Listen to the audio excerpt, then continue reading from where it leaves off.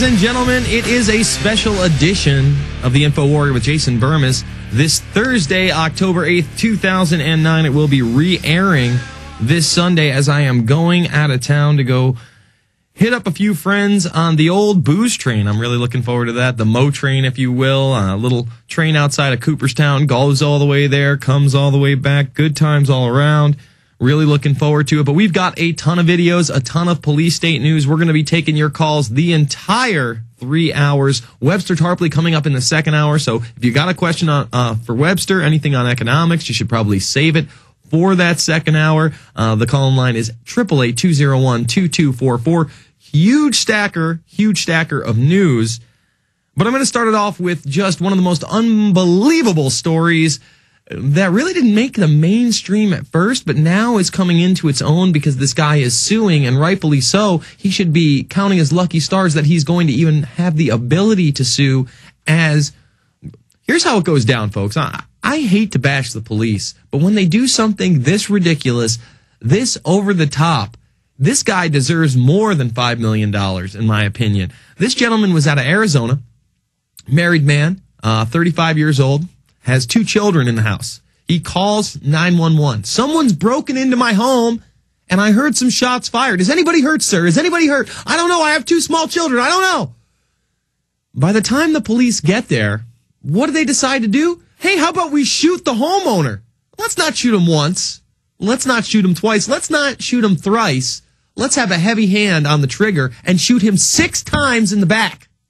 6 times this guy gets shot. You think that's enough? You hear them actually admitting that they effed up on the audio. We're going to play all this for you in the upcoming segment.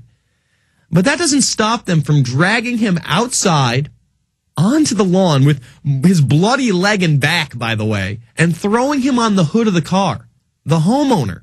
And why did they do it? Well, here's the article in front of me. Well, they thought he was Hispanic.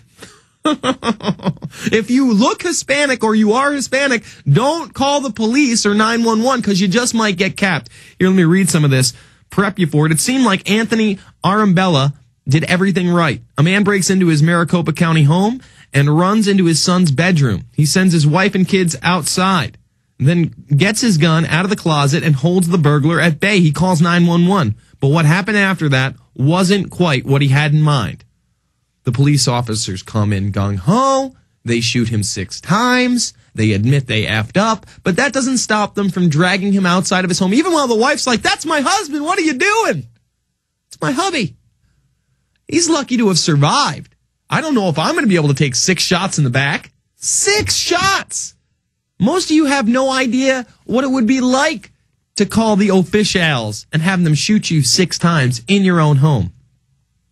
This is just another illustration, a small microcosm, how the police are completely out of control. Completely out of control. Last week on the program, we had somebody call in from South Dakota to be awakened by police officers at 4:30 in the morning who had already come into his home, no warrant, no probable cause, separated him and his roommate, and said that there was a string of burglaries going on in the neighborhood and they may be involved. And then they went a few blocks down to get their other roommate who was staying with a girlfriend. And they gave them all separate stories. They said they fit descriptions. And then they asked if they could take pictures inside. And he said, sir, no, you cannot take pictures inside. You have no warrant. There is no probable cause. Well, what do you mean we can't take pictures inside? Well, sir, I believe in the Constitution and Bill of Rights. Oh, you're one of them truthers I've been reading about in these MIAC reports, in these Fusion Center documents. You a truther, boy? And, of course, the guy was a truther, but how dare you look into 9/11 and find out there's inconsistencies? You know, Fox News today, sitting there admitting the Pakistani ISI funding of the hijackers connection. But that's a conspiracy theory. That's not true. Oh, now Fox News is talking about it 8 years later. Weird. We're going to come back with your calls and so much more. It's the Infowarrior with Jason Bermas live this Thursday, October 8th.